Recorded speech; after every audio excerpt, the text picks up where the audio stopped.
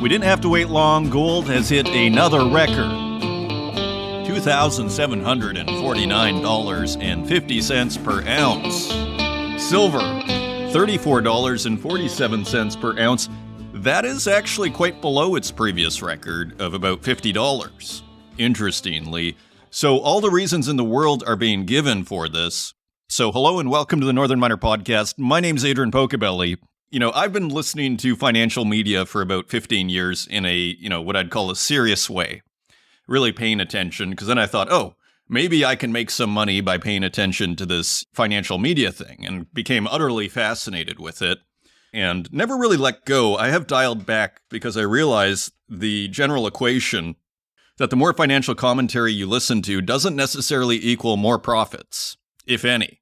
So I have dialed back on the speculation side of the narrative, not necessarily on the financial speculation, but on the intellectual speculation, because as you're going to see here, all the reasons in the world are being given as to why gold is going up, and sometimes contradictory reasons, as you're going to hear here. And I'm, again, fairly new to this, I'd say with 15 years, with some of the people who are probably listening here. Maybe paying attention for decades in many cases, right? So before we continue, though, I just want to mention, there's copper, interestingly, at $4.39 per pound. In a sense, industrial metals not coming along for the ride. And I think that's significant here as we go into all of the reasons. So here we have a story on CNBC, a Reuters story, gold hovers near record high on safe haven demand. And the listed reasons include uncertainties around the U.S. election, ongoing Middle East tensions, and expectations of central banks' interest rate cuts. As Jeffrey Christian was mentioning, this is bullish for gold when interest rates go lower because then bonds become less attractive. Now, there is an interesting divergence going on, though, between central bank policy, which is cutting rates, and what we're seeing in the bond market, which is actually higher rates, at least the U.S. 10-year Treasury. So kind of a divergence there that I probably need an expert really to explain what that means, but worth observing. And here we have another headline. This is Reuters via mining.com. Citi stays bullish on gold, hikes price 3-month outlook to $2,800. And the reason here, Citi Research raised its 3-month forecast for gold prices, citing possible further U.S. labor market deterioration. So a weakening economy. Interest rate cuts by the Federal Reserve, that is similar, and physical and ETF buying, it said in a note on Monday. And then we have gold price sets new record high on U.S. election uncertainty and monetary easing. This is a staff writer at mining.com. Gold set a record high on Thursday as uncertainty surrounding the U.S. election and rising Middle East tensions prompted higher demand for safe haven assets, while an easing monetary policy environment also kept prices elevated. So there's one more reason, central bank monetary easing. And then we have another article, Bloomberg News via mining.com, central bankers make rare comments in favor of bigger gold stash. And then we get a very interesting window into global central bank thinking here. And of course, central banks have been, credited with being one of the main drivers of the current performance of the gold price in the last few years. Gold purchases from central banks have been a key driver in bullion's record-smashing rally this year, but officials rarely signal ahead of time when buying is top of mind. In a break to that form, reserve managers from the central banks of Mexico, Mongolia, and Czech Republic on Monday sang the praises of bigger holdings, and they were at a conference in Miami. So they were all on stage together. Interestingly, the comments provided unique insight into how they are viewing bullion, with the officials saying that gold as a percentage of their country's reserves is more likely to increase in the years ahead amid a confluence of growing geopolitical tensions and lower interest rates. So geopolitics and lower interest rates seeming to take the largest share of the reasons. Quote, given the context that we are now facing right now, lower rates, your political tension, U.S. election, a lot of uncertainty, maybe the share of gold in our portfolios could be increasing as well, end quote, said Joaquin Tapia, Director of International Reserves at Banco de Mexico. And we also heard from Engin Adarbatar, the Director General of the Financial Markets Department at the Central Bank of Mongolia, who said, quote, in Mongolia's case, I expect that the reserves will continue to grow, and I also expect that the share of gold in our reserves will likely increase in the future.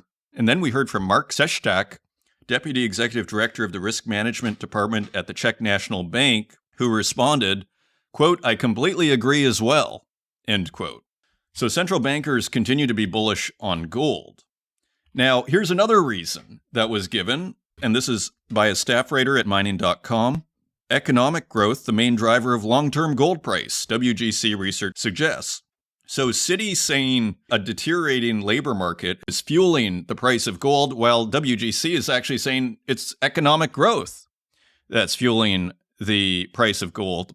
And what this all kind of says to me, it's kind of back to this idea of like there's so much speculation from a narrative perspective on the reasons why things happen.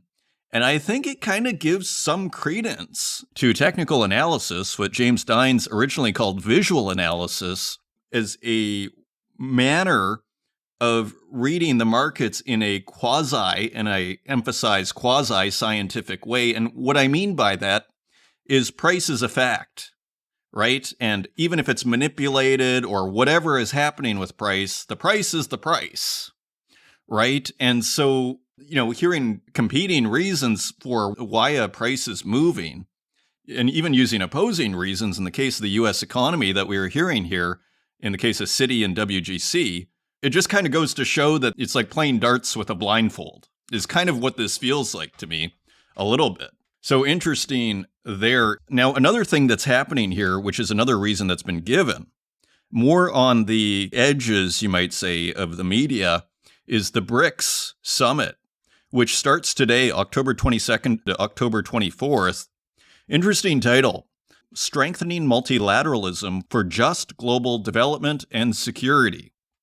And there have been all sorts of rumors that a currency would be announced at this BRICS meeting, as there was in the meeting, I believe, last August. And a lot of speculation there. And interestingly, dovetailing on the central bank's narrative and that being a big driver in the gold price, there was this very interesting chart that was in a lesser-known news site, at least to me, Finbold. Is gold accumulation trend by BRICS countries signaling incoming crisis?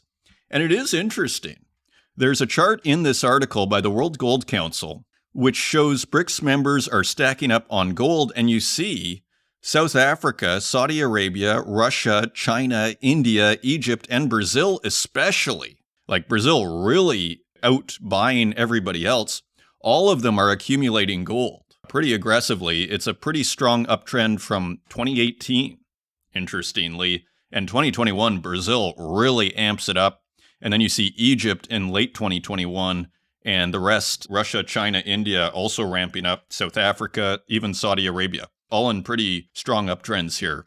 So another interesting, rationale, shall we call it, for why we are seeing this number change on our screen. Now, another huge story that relates to a story we were discussing in February, which is this weird paradox of the EU simultaneously criticizing the M23 and Rwanda for supporting the M23 rebels in the eastern DRC, who have taken over, as we're going to see here, the tantalum resource projects in the eastern DRC.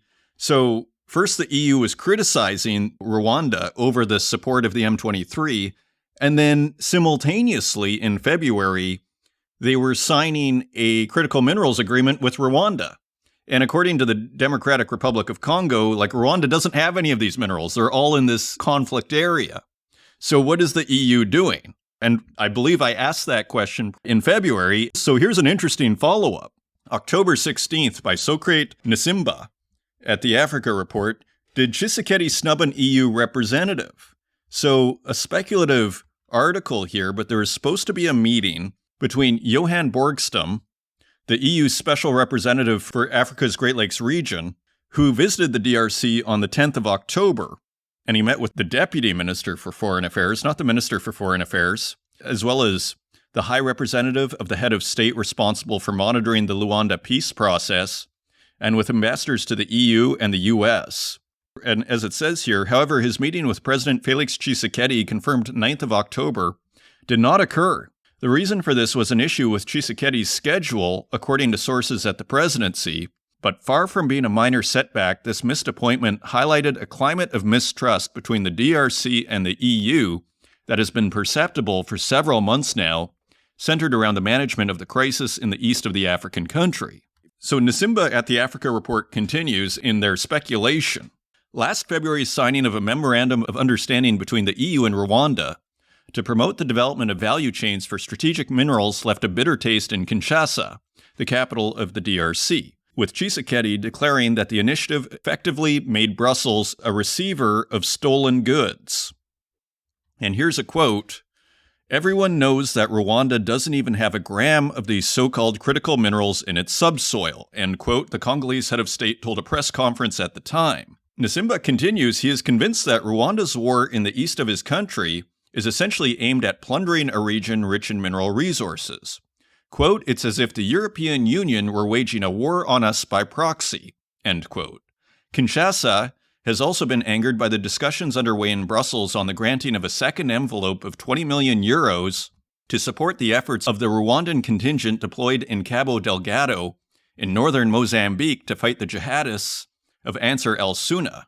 The support for what is, in the eyes of the Congolese authorities, an aggressor country is not going down well in Kinshasa. DRC is counting on its former colonial ruler Belgium, which has so far blocked the disbursement of this aid, to hold firm. So a lot of speculation in that piece, but it's not a crazy thought, is it? As we try and understand what's happening here, then we got another interesting article, this time from the EU Observer, an opinion piece by Alex Kopp, EU Minerals Pact with Rwanda, a green light for DRC plunder. This came out October 18th. The EU is negotiating the deals of its strategic partnership with Rwanda at a time when Rwandan troops have invaded the neighboring Democratic Republic of Congo. A UN group of experts report from July conservatively estimated that 3,000 to 4,000 Rwandan troops are stationed in DRC's North Kivu. Using heavy weaponry, they have been fighting alongside the M23 rebel group and were instrumental in vastly expanding their territorial control by encircling the provincial capital Goma in April 2024.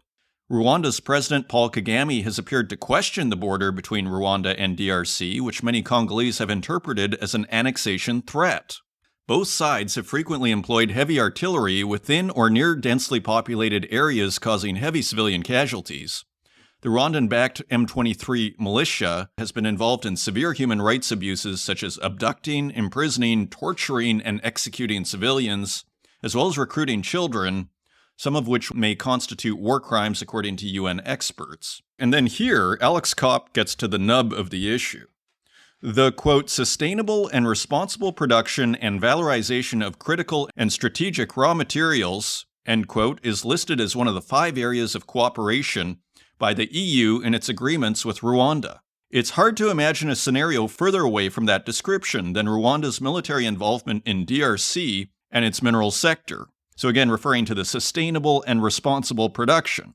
The Rwandan-backed M23 has established full control over coltan production in the Rubaya area that is estimated to supply 15% of the world's tantalum, the metal into which coltan is processed. The rebel group generates some $300,000 a month, the head of this DRC stabilization mission declared recently. For several months, the M23 also controlled all trading routes for minerals from the area, which is within a close distance of Rwanda's border. UN experts note that Rwanda's coltan exports have increased by 50% in 2023 compared to 2022. This means Rwanda has become the world's largest coltan exporter in 2023, despite its own limited deposits.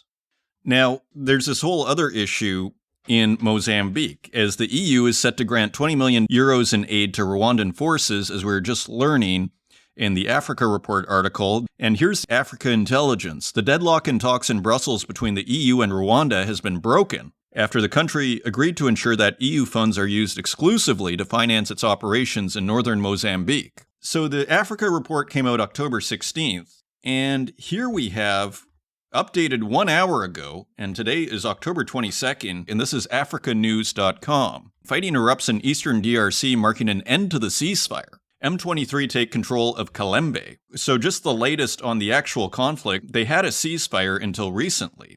According to residents in the DRC's North Kivu region, fighting erupted early Sunday between M23 rebels and government-allied militia leaving more than a dozen civilians wounded. M23 then claimed they seized the town of Kalembe. The fighting marks the end to an Angola-mediated ceasefire deal between the Congolese army and the M23, a group allegedly supported by Rwanda that was agreed in August. Peace discussions between Kinshasa and Rwandan authorities have since ground to a halt. Fresh discussions are to be held in the coming days. Rwanda deems the Hutu extremist group FDLR in eastern DRC to be a danger to its border. So fighting has re-emerged here and a new town has been taken by the M23. Now, in the EU's defense, it seems like they have a weird conflict here because Rwanda is helping keep back an insurgency in Mozambique. Take a minute to look at a map because you'll see we've been discussing the DRC. Rwanda is to the east, right in the middle of the country. Below we have Tanzania, where the Chinese-built railway is going to go to Dar es Salaam. That is the competing railway, one would imagine, to the Libido corridor, which goes to the west in Angola. And then underneath, you're going to see the country of Mozambique. There's also a conflict. There's been a problem with an Islamic insurgency that Rwanda is basically helping suppress. So it takes us to Mozambique, which we haven't really touched on that much in this program, but we may have to start. With that in mind, we have a story from the Institute for Security Studies. Rwanda expands its protection of Mozambique's natural resources. After securing its gas enterprises, Rwandan security forces now guard Cabo Delgado's lucrative graphite and ruby mines. The number of Rwandan soldiers and police fighting terrorism in Mozambique's Cabo Delgado province increased from 1,000 in 2021 to 2,500 by the end of 2022. In December last year, they were placed in the province's southern Anukwabe district, a strategic deployment that protects the multi-million-dollar ruby and graphite industries which had been temporarily halted due to the insurgency. When Rwandan troops were sent to Cabo Delgado's northern districts for the first time in July 2021, they had a broad mandate to help restore Mozambican state authority. But their focus on protecting natural resources seems more specific than the Southern African Development Community Mission in Mozambique, which was deployed at the same time. Rwandan security forces were assigned to the districts of Palma, home of Africa's largest natural gas reserve, and Mokimboa de Praia, a hub for liquefied natural gas development. The Southern African Development Community Mission in Mozambique, by contrast, were sent to districts with no ongoing extractive industries. And scrolling down a bit, the gemstone and graphite industries are vital to Mozambique's economy. Montepuez ruby mining ranks among the country's biggest taxpayers, and Sierra Resources has an agreement to supply Tesla with raw materials produced in Cabo Delgado. So the EU wants to help Rwanda fight the insurgency in Mozambique, whereas Rwanda seems to be, according to this one piece by Institute for Security Studies, Borges Namire, the author, is pointing out that Rwanda seems pretty interested in protecting the natural resources in Mozambique, interestingly. So then there's a story, another piece of the puzzle here. World's top ruby mine in Mozambique stormed after fake notice. This is Bloomberg News via mining.com, October 20th. So the same day, actually, interestingly, probably random, but nevertheless, the same day that the peace was broken in the eastern DRC, about 300 people on Sunday invaded a pit at Gemfield Group's ruby mine in Mozambique, which accounts for about half the world's supply of the stones. Executive Officer Sean Gilbertson said, half of the world's supply of rubies, according to this line from Bloomberg News, comes from this mine, the Gemfields Group's ruby mine. 2 people were shot and injured by police, he said. A crowd of about 500 people later gathered at a village near Montepuez ruby mine in northeastern Mozambique, intending to enter the mine, Gilbertson said by text message. Ruby smuggling syndicates had ignited a disinformation campaign earlier that the company, quote, opened its mine for mining by anyone, end quote, for 24 hours, when it hadn't, he said. Quote, the campaign is fake, end quote, and was promoted by ruby smuggling syndicates, the company said in a statement. So they're trying to suppress an insurgency. So they're giving money and saying, you can only use the army in Mozambique, don't use this in the DRC. And the DRC is not happy because the DRC is saying, hey, you're funding people that are invading our territory. And so what are you doing here? And now you're even signing critical minerals agreement for minerals that don't even exist in Rwanda, according to the DRC. No wonder they don't trust them. The optics aren't very good here, are they? Final headline, Mozambique's Mosul Aluminum claims, quote, green. There's also green aluminum that can apparently be made by Mozambique's Mosul, which is the largest industrial player, and they're an aluminum smelter out of Mozambique. And they are owned by South 32, interestingly, which was spun off from BHP in 2015. All to say, it is quite a hotbed of activity there. We will continue to track it. At the Northern Miner Podcast today, we have an excellent guest. We have Jake Loosararian, CEO and co-founder of Gecko Robotics, with the latest on how state-of-the-art mining companies are incorporating robotics into their mining activities. It is a fascinating discussion on how automation, sensors, robotics, and AI are all converging. As Jake says, reverse your thinking on how a mine works. So this is going to be pretty interesting. It starts pretty abstract. I grilled Jake a little bit halfway through to get us to get some real kind of practical examples, bring it home for lay people like myself who are not engineers. And so a very interesting discussion with Jake Loosararian, CEO and co-founder of Gecko Robotics. If you want to find us online, you can find us at northernminer.com. You can find us on X at Northern Miner, and on Instagram at The Northern Miner, and on Facebook, LinkedIn, and YouTube, where we also host these podcasts, and wherever podcasts are available, including Spotify, SoundCloud, and Apple Podcasts. And with that, let's turn to Mark Selby, CEO of Canada Nickel, for this week's Spotlight. Joining us today, I'm very pleased to welcome back to the Northern Miner Podcast, Mark Selby, CEO of Canada Nickel, for this week's Spotlight. Mark, welcome to the show. Thanks, Adrian. It's great to be here. It's wonderful to have you, Mark. I feel like I'm seeing your company in the news day in and day out, all sorts of exciting financings. Sounds like the Canadian government is involved and all sorts of other people. So tell us, what's new at Canada Nickel? Yeah, it's been a tremendous fall since the beginning of September. We announced, most importantly, as we're advancing our Crawford Nickel project towards a construction decision in 2025. We took a major step forward on the financing front. We got a letter of intent from Export Development Canada for $500 million US. We got another letter of intent for 500 million Canadian. So that's just under 900 million US. With EDC's involvement, that helps us get line of sight, on the overall debt funding package. So those were tremendous steps forward. On the permitting front, we're announced that we're filing our environmental impact statement. When that's completed, which should be the end of this month, early next month, that effectively completes the second stage of the federal permitting process. And in the third stage, the government has to come back with a yes/no answer within 365 days. Given that the government stated intent to try and move faster, and given the broad support we have for the project, we expect to get those permits by next summer, which is great news. And then we're working with Scotia and Deutsche Bank, to put together, the remaining $300 to $400 million of equity we need to be able to get the project going. We have over $600 million in refundable tax credits. So with that, we expect to sell down 20 to 30% of the project, and some additional offtake financing, so we're in great shape. And again, the goal is when those permits arrive next summer to be able to, hit the go button on Crawford. Okay, excellent. And from a third-party perspective here, it's going to be fascinating to watch Canada Nickel as a kind of test case here on the financing side of things, as well as on the permitting side of things. Let's see how the government performs here on their side in order to kind of streamline this process. And so it sounds like things are going well on the financing side. You also had investment from Agnico Eagle, which is also a kind of social proof of sorts. Tell us about that. In a sense, it sounds like the company is doing well in terms of getting the money it needs to actually build this thing. Yeah, so we kicked the year off. Last January was equally exciting as this fall. So we had Anglo American as a cornerstone shareholder a year or so earlier. And then in January of this year, we had both Samsung SDI, who's one of the world's largest battery makers, who made an equity investment and has the right to buy 10% of the project for $100 million US.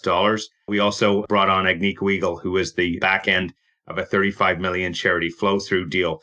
What Agnico was focused on, in addition to Crawford, we consolidated, 20 potential targets in the Timmins area. We believe we're unlocking, what could be the world's largest nickel sulfide district. Agnico Eagle, gave us the money, to help be able to drill that out this year. So, one of the other big announcements we had this fall was drilling results from 7 different properties outside of Crawford. Most juniors are lucky to have one good property and feel very fortunate to have 2 good properties. Again, we believe we truly are unlocking what could be the world's largest nickel sulfide district. And most importantly, A, in today's world in general, and then B, relative to the massive carbon footprint that most of the nickel is the world is produced by Indonesia, our deposits are hosted in rocks that spontaneously absorb CO2. So as part of our feasibility study we filed last year, we incorporated a process we call IPT carbonation, where we inject CO2 into the slurry as it's going through the mill. And so in addition to being, the third largest nickel sulfide producer globally, Western worlds, if we're fully ramped up, with the CO2 injection, we would actually be one of Canada's largest carbon storage facilities as well. So it's good news on multiple fronts with Crawford, hopefully moving forward here. Very interesting. Yeah, I have heard multiple concerns over the environmental aspect of, say, Indonesia's nickel industry, which has had so much attention this year. So as far as the property is concerned, help us understand it a little bit better. You said you were drilling in 7 different areas. Is this all the Crawford project, or you're saying you think it might be part of a larger district? And what do you think is there ultimately? Help us understand the metal side of this project a little bit better. So before I founded Canada Nickel, I was involved with another company that had the Dumont project, and we advanced that from resource stage through to fully permitted, construction ready. The key piece with these ultramafic deposits, we identified there's a very specific geophysical footprint that's associated with these deposits. When I started, Canada Nickel was approached about this one deposit that had 4 holes. They had flown the right geophysics, and it was very clear this was the kind of target that we're looking for. And then about a year and a half in, we realized, okay, we should make sure, because nickel deposits can occur in clusters, that there aren't any other of these Crawford type ultramafic deposits in the region. And so using the free provincial geophysics, we blanketed, within effectively about 100 kilometers of Timmins, and identified 20 plus targets. We've successfully tested 15 of 16 in terms of hitting the type of mineralization that we're looking for. And in terms of, our drilling success rate's been close to 95% as we spend this flow through money that we raised from Agnico. So, each of these deposits, is again within 100 kilometers of Timmins, which is great because, you've got lots of major infrastructure, rail, highways, multiple communities that are supportive of mining. And so, we really think that this has all the ingredients, for a potentially very successful nickel district. Okay, excellent. And just in terms of the price, I mean, we've had an issue with mines shutting down earlier this year. Does that concern you at all? Say, supposedly low nickel prices in the $7 to $8 range. Is that a problem for you? No, I mean, what I've been saying is, the death of nickel has been greatly exaggerated. A key driver with a number of those operations is some of them have been very old. Some of them haven't been properly reinvested. Some of them, in Western Australia are operating in very high cost jurisdictions. The reality is in Canadian dollar terms, today's nickel prices, are close to $9 or $10 a pound. That's as high as nickel prices have been other than a couple of years, that the 2 past years, the early 2010s for about 18 months, and the couple of years and the big nickel spike of the mid 2000s. And so, other than about 60 months, this is as high as nickel prices have ever been in Canadian dollar terms. And based on our feasibility study numbers, if we were operating today, we'd be generating significant cash. So, no, not afraid of where prices are today. And I think more importantly, there's been, the thing that I had anticipated happening. Indonesia's been sort of flexing its muscle and, limiting the amount of ore supply that's available. They are also facing real constraints in terms of ore grade decline. High grade laterite deposits by their nature are easy to high grade. And so we're seeing real constraints. Indonesia has had to resort to importing ore from the Philippines to be able to, continue to fill their processing plants. And again, I think that's the thing that, people don't realize. Indonesia now controls more of the nickel market than OPEC did at its peak in the early 1970s. And nickel and stainless steel is a significant contributor export generator in the low double digits in terms of Indonesia's total exports. And it's turned Indonesia from a current account deficit, trade deficit country into a country with a big trade surplus and a current account surplus. So it's in Indonesia's interest to see nickel prices higher than lower. And so with all of those factors, I'm quite confident in terms of the medium and long-term view of nickel going forward here. Excellent. And it's always wonderful when you hear the conventional wisdom being defied. As we wrap up here, Mark, tell us about the roadmap. In a sense, you mentioned permitting before. Where do you see this going in the next 6 to 12 months? Yeah. So on the permitting front, we'll complete the second stage of the permitting process here in the next month or so. That'll set up the receipt of permits, we expect by next summer. On the financing front, we're working with Scotia and Deutsche Bank to sell 20 to 30% of the project to put the remaining amount of equity we need to get the project forward. And we expect to complete that by early next year. And then, we have already started the front end engineering design, and then that has gone well. And so the goal here is to be in a position to, be able to hit the go button on Crawford when those permits arrive next summer. We're one of the, few new sources of IRA compliant supply and nickel supply anywhere outside of Indonesia. So we're, very much looking forward to continue to advance this project forward. Mark Selby, CEO of Canada Nickel, thank you for joining us on this week's Spotlight. And thank you once again to Canada Nickel for sponsoring this week's episode of the Northern Miner Podcast. If you want to learn more about Canada Nickel and their very exciting Crawford Nickel project, you can go to canadanickel.com. Turning to the website, EU set to choose firm for critical minerals joint buying platform. This is Reuters via mining.com. The European Union, rushing to develop a €9 million joint purchasing mechanism for critical minerals and energy, is choosing between 8 bidders vying to develop a platform, documents showed and sources with direct knowledge told Reuters. The bloc's rationale for pooling together buying orders is that it would hand participants more leverage to achieve more favorable deals and prices for critical minerals essential for the green transition that trade in thin and opaque markets often dominated by China. The EU aims to sign a contract by end of year and start developing sections of the platform for individual products early next year, an EU source who declined to be named told Reuters.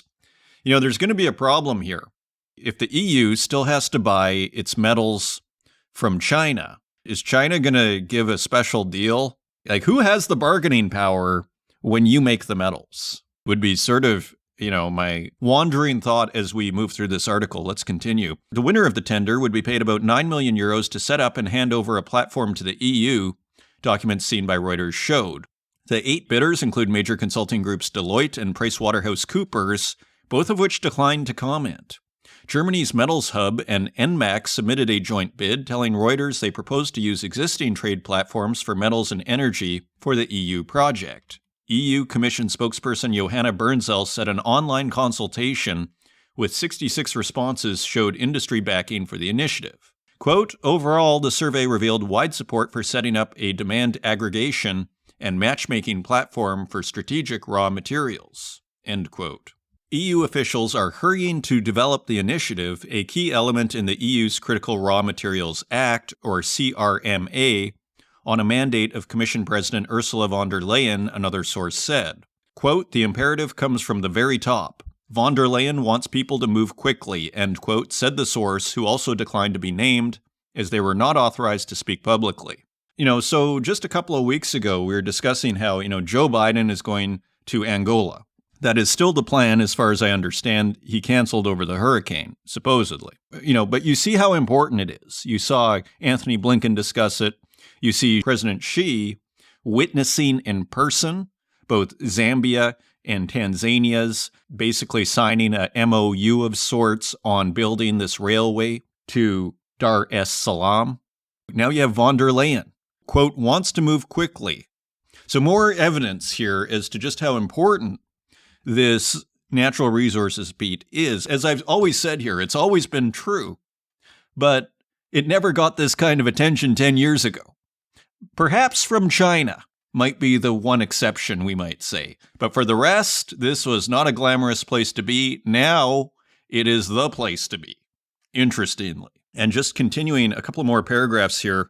Some possible users, however, say they already have supply chains in place for key inputs such as lithium and cobalt for electric vehicle batteries. And here's Carol Bednarek, raw materials consultant with the German Auto Industry Association, VDA. Quote, larger companies that have already established their supply chains for critical raw materials, such as battery raw materials, are unlikely to use this platform, end quote. The platform may be useful, however, for sourcing materials certified as sustainable or niche materials such as germanium and gallium, he added. The EU initiative is positive, but also has some potential pitfalls, said the Spanish Association of Automotive Suppliers. Quote, automotive suppliers typically source processed raw materials of very specific grades that require certification, which makes bundling demand more challenging, end quote. Carolina Lopez, head of sustainability for the group, told Reuters. So, interesting development there. Continuing on, India seeks critical mineral agreement with the U.S., hopes for a trade pact.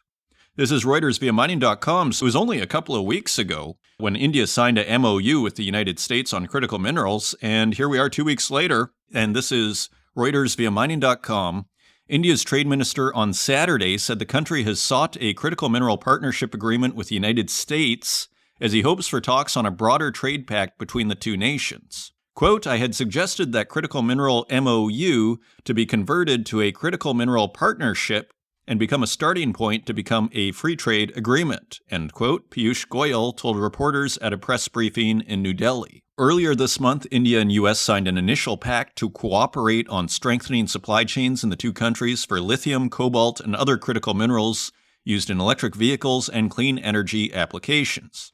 The MOU fell far short of a full critical minerals trade deal that would allow India to benefit from the $7,500 U.S. electric vehicle tax credit.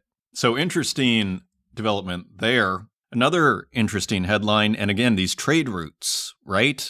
I mean, when you think of what a government needs to do, what do all governments want to do? They want to grow their economy. And how do you grow your economy throughout history? It is by developing trade routes. Is it not? More trade equals more economic wealth, generally speaking. So check this out. This is Reuters via mining.com. Peru's Chinese-built megaport to soft launch in late November with Shanghai route. So as everybody focuses on these African trade routes out of the copper belt, here comes another one. Peru's massive Chanquete port, which authorities hope will become a major shipping hub for South American Asia trade, will ship 2 container ships a week beginning late next month, an executive for port operator Costco Shipping said on Friday. After the port's inauguration in mid-November, it will initially cover a direct route to Shanghai and then may ship to other points in the Asian market, depending on demand, said Carlos Tejeda, general manager of Hong Kong-based Costco's local subsidiary Costco Shipping Chancay, Peru. So very interesting, and it goes to Shanghai. And remember what's in Shanghai, the Shanghai Futures Exchange that we were discussing last episode, perhaps. And then we have a quote from an executive who told reporters following a Peruvian-Chinese business forum, quote, at the end of November, we will begin the stage known as test conditioning, which we expect to run until May. However, during this soft launch phase, we can already handle actual cargo with 2 direct vessels per week. So very interesting development of a Chinese-built port in Peru. Continuing on, Turkey-China signed Memorandum of Understanding to collaborate on rare earth mining. So Turkey and China are cooperating in all areas of mining in this MOU with a particular focus on critical minerals such as rare earth elements. And we have a quote from Alparslan Bayraktar, Turkey's Minister of Energy and Natural Resources, quote, critical minerals which are indispensable for high-tech products have become important raw materials that shape the policies of countries.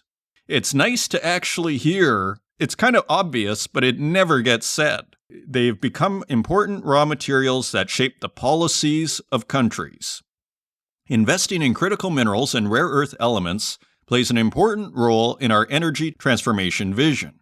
In this context, we aim to establish an industrial facility that will purify 570,000 tons of rare earth elements annually in order to bring the world's second largest rare earth element reserve, which we discovered in Eskise here, to our economy. So China attempting to extend its grip on the rare earth metals market. The agreement follows an earlier MOU focused on cooperation in energy transformation, signed during a visit by Bayraktar in May. Final line here. The Turkish government has hoped that the rare earth mining agreement could encourage Chinese companies, including BYD, the world's biggest maker of electric cars, to consider producing batteries following a recent deal to make EVs in the country, Bloomberg sources said last month.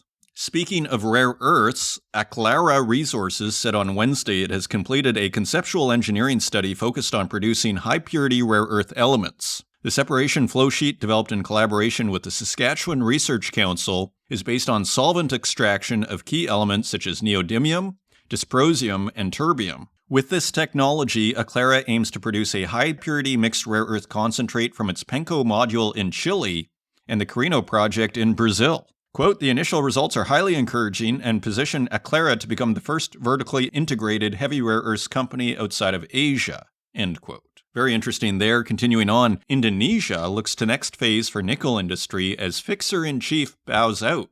Bloomberg News via mining.com. In the countdown to the weekend's inauguration of Indonesia's new president, Jakarta's political elite has been huddled at the incoming leader's private ranch outside the capital, deep in the last-minute haggling that will determine the shape of the country's government for the next 5 years. All but one man.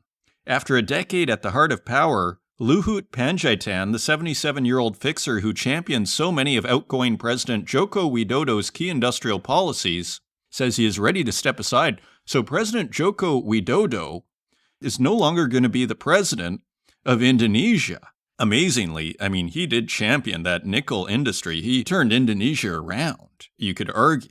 And interestingly, this key fixer, as they're calling him, is a retired 4-star general turned diplomat and businessman. Luhut Panjaitan, widely known as Luhut, has a low profile outside his home country.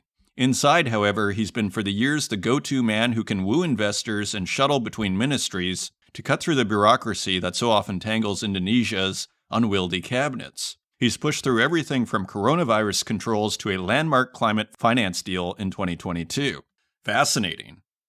And apparently this is due to some health issues he had last year, so it's not a huge surprise that he would step aside. Let's continue. Indonesia controls nickel ore supply to balance weak demand. This is Bloomberg News via mining.com. Indonesia is managing the amount of nickel ore its miners produce in order to balance supply and demand, a government minister said. We need to maintain supply and demand balance, Balil Lahadalia, Minister for Energy and Mineral Resources, said at a media briefing in Jakarta on Friday. Quote, if demand is low and supply is abundant, prices will fall, end quote. So, of course, Mark Selby was just mentioning this in our spotlight, that Indonesia is also conscious of price and doesn't want prices to fall to the floor. Nickel smelters in the country, responsible for more than half of world production, are enduring a shortage of ore due to government licensing issues driving up the premium that must be paid to secure the raw material. That's forced many to import record quantities from the neighboring Philippines. The issue with the Indonesian permits, known as RKABs, have persisted since the start of the year. French firm Eramet, which operates one of Indonesia's biggest nickel mines, cut its guidance for external ore sales by 29% after the government declined to license a higher amount. On Friday, Lahadalia said that if large foreign-owned miners were granted their full sales quota, smaller miners would struggle to sell their product. And here's the quote from Balil Lahadalia, Minister for Energy and Mineral Resources.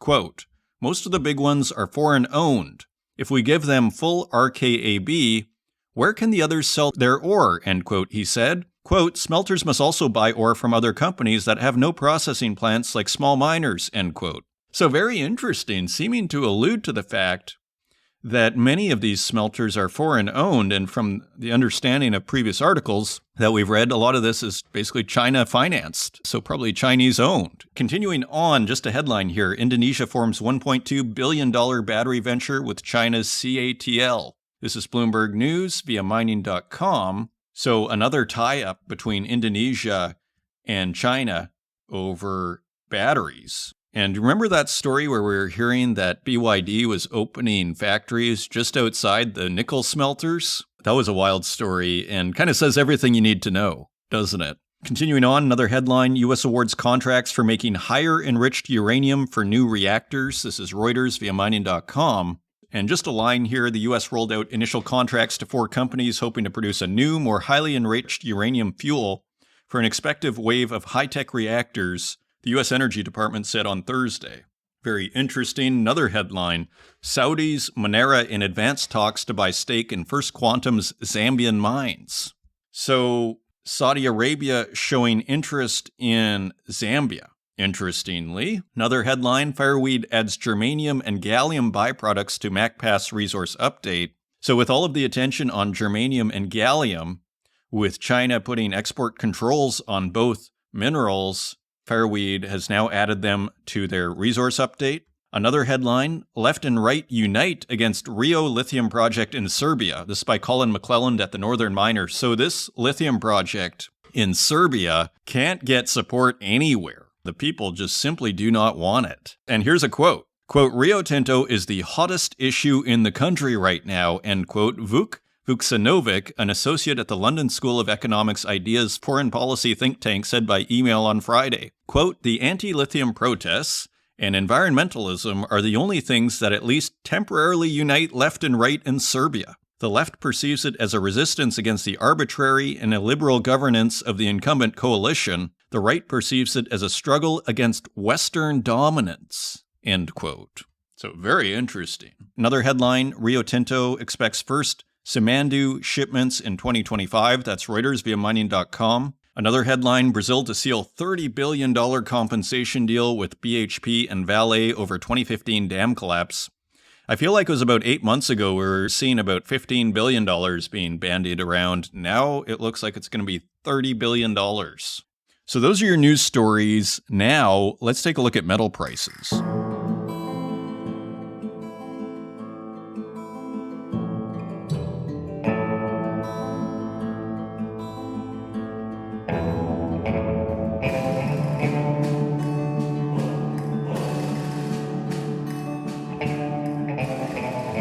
And turning to metal prices, let's take a quick look at the bond market for context. The U.S. 10-year bond is yielding 4.21%. That is 0.14% higher than last week. So bond yields continue to rise in the U.S. The UK 10-year gilt is yielding 4.17%, so that is down 0.03%, so edging lower in yield. And Italy's 10-year bond is yielding 3.56%, that is 0.05% higher than last week. And just quickly, the German 10-year Bund is yielding 2.32%, and the Japanese 10-year bond is yielding 0.97%. So just a little more context in our global temperature reading of the 10-year yield for context. Turning to precious metals. Gold is trading at $2,746.10 per ounce. That is $80 higher than last week. So gold continues its run. Silver is trading at $34.36 per ounce. That is $3 higher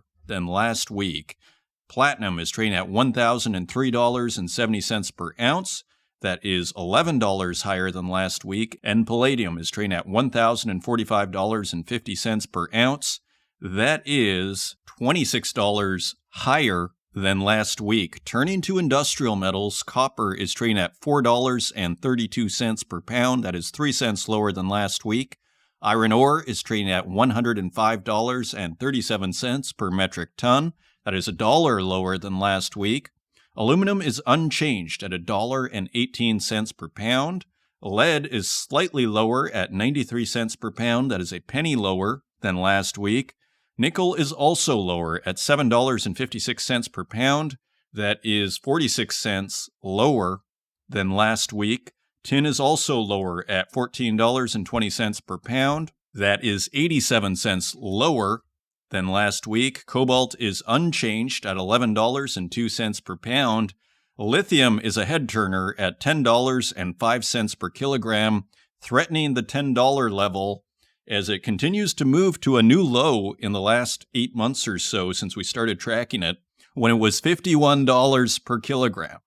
Now, lithium is $10.05 per kilogram. So 80% lower, incredibly, within a year. Uranium is trading at $83.15 per pound. That is 5 cents lower than last week. And zinc is lower at $1.39 per pound. That is a penny lower than last week. Zooming out, precious metals on a tear, whereas industrial metals edge lower.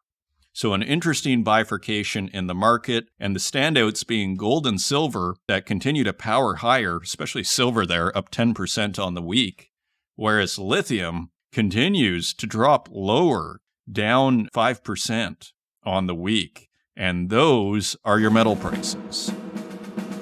Coming up, I'm very pleased to welcome for the first time to the Northern Miner podcast, Jake Loosararian, CEO and co-founder of Gecko Robotics, and we discuss all of the new technology around mining. As Jake says, reverse your thinking And it is quite an interesting discussion on automation, sensors, robotics, and AI, and how they are all converging to transform how the business of mining is run. It starts out abstract.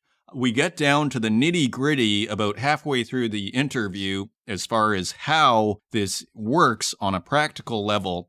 I hope you enjoy the interview, and I will see you on the other side.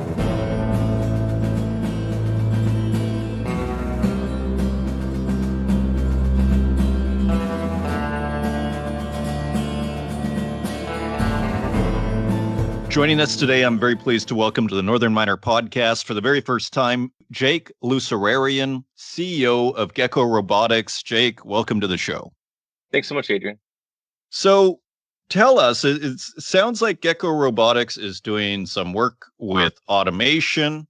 It has worked with mining. For those that are not familiar with Gecko Robotics and what you're up to, give us a very brief idea of what the company is doing and what kind of things you guys are working on.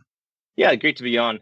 Big fan of the podcast, as well as it's exciting to see the attention in the mining sector, both globally and economically, but also for tech and the impact of real technology. Who is Gecko? We build robotics and software to help diagnose the health of the built world and optimize how it performs. We have about 500,000 assets that currently are source of truth, I guess is a way to say it, inside of our software platform, Cantilever.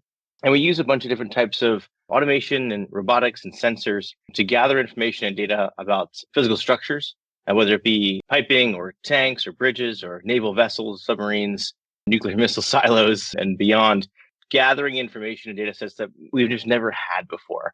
And that powers a software that helps to create pretty outsized decisions that weren't before able to be made. Things like extending the useful life of critical infrastructure, which of course in mining is a really big problem, as well as increasing production and efficiency of those assets and how they perform. And then also using AI and machine learning to help understand how to make decisions about how those assets are performing, their longevity, predictive maintenance, in a way that, truly makes the adoption of Cantilever and Gecko's technology the largest differentiator. And this is why we're growing so fast. And I keep on saying mining is actually the largest growth sector for Gecko over the past quarter because of how impactful the results have been on the ground. That is fascinating. I mean, there has been a move in the mining industry to automate, and partly for safety, partly probably for efficiency, as you're mentioning.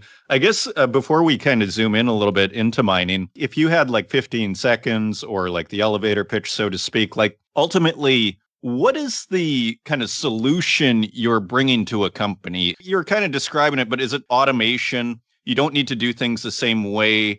There is maybe, like you're saying, efficiency, but like a mining company, what are you saying you can do for them? Great question. So maybe what I'll do is I'll walk you through an example of how we work with a customer, and then you can extrapolate from there. So what we would do is we engage, either I'll have a relationship at the top of our organization or, at the facility level, whether it be the actual mine, but typically we're on the refining of the material side of things. We'll engage with customers on a set of assets. Let's say a mine somewhere in North America. And what we'll do is we'll begin working on a proof of value with the customer, or just go straight to adoption of, let's say, 10 to 15 assets. These assets can be different kinds of tanks, piping, these kinds of things, boilers. And what we'll do is we'll work with the customer to try and understand what is the health and performance of this asset. How much do you know about it? And typically the customer won't know a bunch as it relates to the health of the asset. Maybe there's information about the critical infrastructure that's been lost, or maybe there's not much information about it. It's not organized. The assets were supposed to only last 50 years, and now it's 50 years, and they have to last another 10 to 20. So we'll come in with robotics and fixed sensors, and we'll gather as much information as we can about that asset. And all that sounds cool and fun, but the real value is being able to understand how to make different decisions that are either predictive or extend the useful life of, or even help the asset perform better. And so we do that in a couple of ways. One thing we'll do is we'll gather ultrasonic data. We'll gather imaging data. We'll do photogrammetric scans with drones. We'll do walking around with dogs. And all of this data gets pipelined into a rich asset model, which is a digital representation of that asset, but inside of the software Cantilever. And now a customer is able to understand and look at exactly the kinds of decisions that they need to make as it relates to, I thought this area is going to fail here. In the next few months, I better do something about it. Or I was going to replace this tank for $8 million. Now I can do targeted repairs. And if I follow these regimented ways of maintaining and continue to get data on it, I can make this asset last twice as long as I thought it was going to. And so really what we found is that technology in its first instance here in the mining sector is actually an incredible way of doing capital allocation and budgeting. And so let's say there's $1 billion of CapEx spend every year at a customer site. And what we're showing is that you can more efficiently, and sometimes in the order of 20%, deploy that CapEx in an advantageous way. So 20% savings and reallocation of that capital to helping the facility produce at a higher rate, as well as avoiding any catastrophic failures. Massive impacts as relates to capital deployment. And it's mostly just coming from these initial modules of knowing, 100% of the health and the performance of the assets through this incredible new technology that we've developed. Okay, interesting. So it sounds like you're collecting as much data as you can on an asset, which sounds like it can be any kind of infrastructure. So where do the robotics come into this then? Are they brought in to collect this data? Do they come in after? Like, put it all together for us if you can. So typically how you would collect, critical infrastructure data about the health and performance is you would send a human around and sometimes climbing on scaffolding or hanging off of ropes to get access to different kinds of critical pieces of infrastructure to make the site go. You would have that person armed with a handheld sensor or a camera trying to get a couple hundred data points about the health and integrity before you make a $10 million decision about capital deployment. And then let's say you find something bad, you would have to then justify that to procurement and the budget allocators to get justification to spend money on a new asset. These things are really tough to do if you don't have very good information or data. And on the capital side and deployment side, getting any budget for new equipment is extremely difficult to justify. And so you typically end up having, folks on the ground, unfortunately, just not able to make very good cases for getting budget and capital. And then also you have an environment where the person who screams the loudest gets the most budget and attention. Unfortunately, this is not very data driven, and it leads mostly to the wrong things being prioritized from a capital deployment standpoint. So data allows for you to have more transparency and governance around those decisions, and more ability to justify spend, and then ensure that we're operating at a facility in the most capital efficient way possible, and ensuring that safety remains the highest priority at these facilities, ensuring that you don't have some sort of issue where you're leaking some sulfuric acid into a local community or potential explosions with certain equipment. And so the robots are literally climbing on these assets, whether it's around the bend and curve of a pipe or up walls on the tank. It's having a drone fly around and get high definition photogrammetric or infrared visuals, a bunch of these different kinds of what we call data layers. And you're gathering information at an incredible rate, terabytes of data opposed to a couple hundred handheld data points on a piece of paper somewhere. And we have this side by side of a piece of paper and then this incredibly beautiful digital twin with all this color coding of all the different red and green areas of what to repair with predictive analytics. This side by side is incredible when a customer tells you, yeah, this right here saved me $8 million in about a month of downtime, which are very commonly the case studies that we get from the largest mining companies in the world that we're deployed at. Okay, excellent. So let's go there then. Like, if you can talk about it. And remember, we have students, we have lay people here who may not be kind of in the depths of mining technology. So what kind of things are you solving for your typical mine, if you can talk about it? Yeah. So like I was going to say, customers will have, let's say, 1,000 different pieces of infrastructure that go into their mining process to get useful and sellable materials on the other side. So what we'll come in doing is we'll start by owning and getting data and building out the software cantilever for the first 50 assets. Let's just say for the first proof of value. We'll do that in an initial agreement where we are now pulling in as much information about those 50 assets as possible. We're getting data by deploying the robots. I mean, you'll see, if you're out in the field, you'll see robots climbing on the outsides of these assets autonomously and gathering information. It just looks so cool. Are we talking about a drill? What are we talking about here? As far as is this a tunnel? Help me out here. I'm still kind of what is this solving for a mining company? I'm a layperson here with robotics and engineering. Adrian, you've got a site with hundreds of millions of dollars of physical infrastructure. Right. So a tunnel. Is that what we're talking about? Sure. Or I'm talking about once you extract. Okay. Okay. So your material. Okay. Got it. And once you've taken the material out and you go through the process of actually refining that into a sellable product, let's say copper, for example, or gold or something like that, You have a lot of different chemicals that are stored in a lot of different equipment. You then get those things really hot. You go through the process of refining, electrolysis, all these different things require chemicals, require heat, require moving materials from one place to the other, all these different things. So it's actually like extremely asset intensive. And those assets are 100 years old in some cases. And the information that customers have in regards to what's the condition of it, or even where they are, is information that's actually not as readily available as you would expect. And more importantly, for copper, for example, we're doubling the amount of copper in demand over the next 10 years. At the same time, not being able to create a new mine, it takes about 15 years on average to create a new mine. So that means you have to ensure that the assets and infrastructure have to last twice as long in some cases than they ever were expected to. And they have to produce twice as much than they were ever expected to. The demand for copper, like I said, by 2035 needs to double.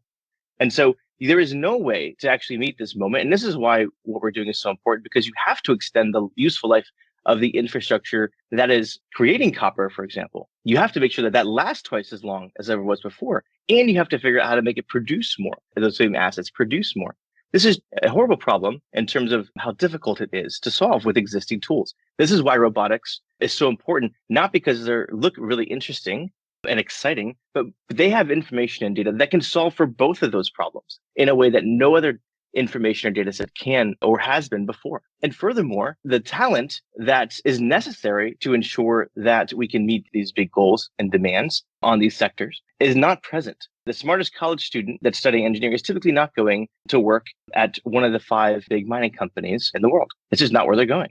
This is an issue, a really big one. And it's one that the tech community has mostly not been interested in solving for, but it's one that Gecko has raced towards. We are putting the smartest engineers in the world on site alongside experts who have been doing this for 30 and 40 years, and ensuring that we're creating software and building robotics and other kinds of incredibly exciting technology to ensure that we can meet this moment and this really big problem. So these are the big things we're focused on. Okay, that was very, very helpful. So to clarify then, you're basically saying one of the main things you can do is in the processing, you can basically help get a better outcome in terms of, let's say, in the example of copper, you can get more copper out of that ore than without the robots and the automation and the sensors. Is that correct? On the processing side, yes, that's correct. I think also you're seeing automation from the mine side of this as it relates to automated trucks that are transporting materials from hole to processing.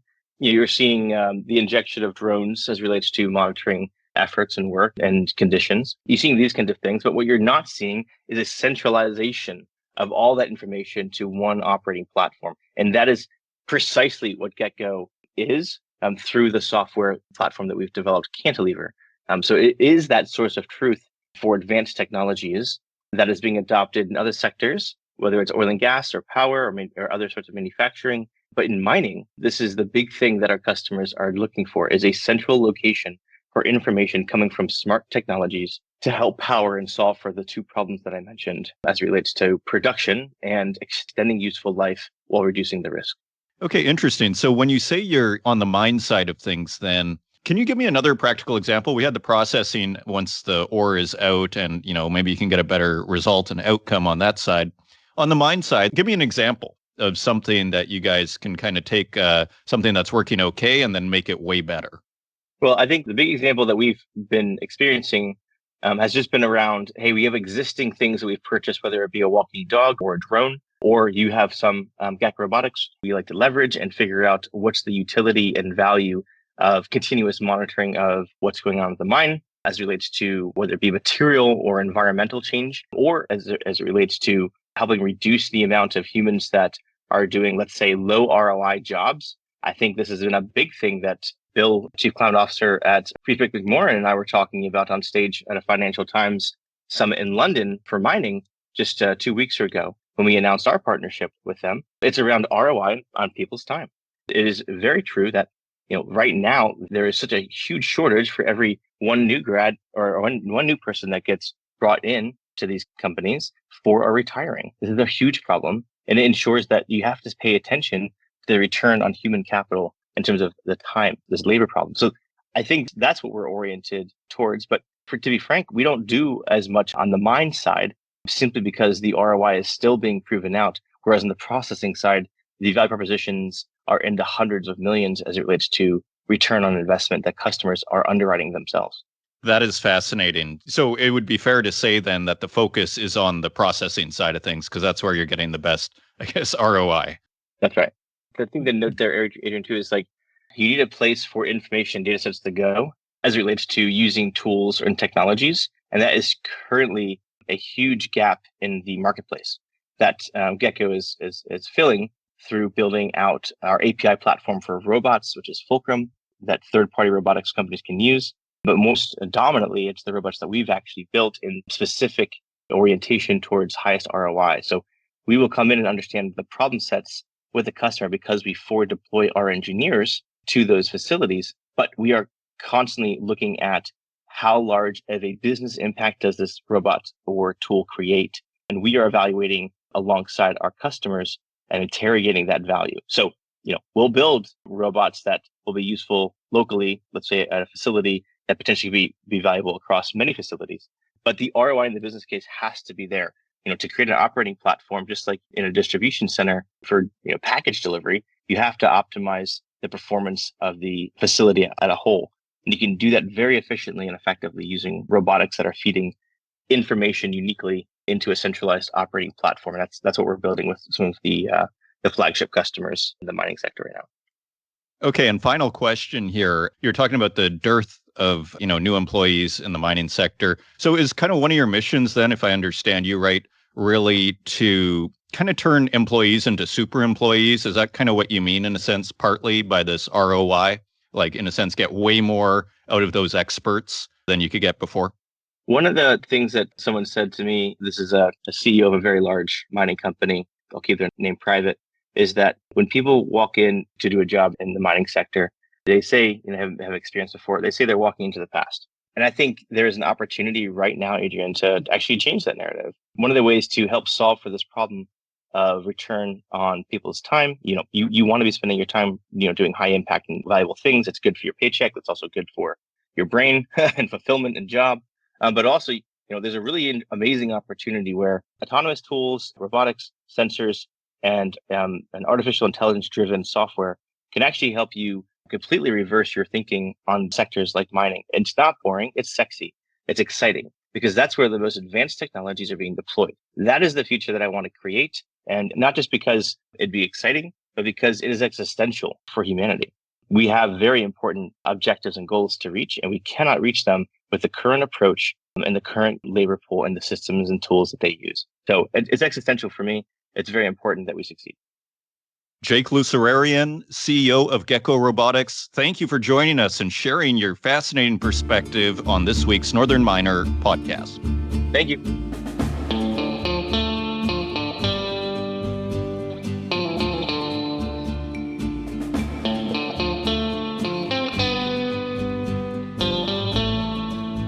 Thank you once again to Canada Nickel for sponsoring this week's episode of the Northern Miner podcast. You can learn more about them at canadanickel.com. Also thanks to Jake Loosararian, co-founder and CEO of Gecko Robotics, for the fascinating insights into what is happening on the cutting edge of mining. And thank you, dear listener, for supporting this show and joining us once again. I hope you're enjoying it. If you want to help out the podcast, please leave us a review in the Apple Podcast directory. Share it with your friends, and until next week, take care.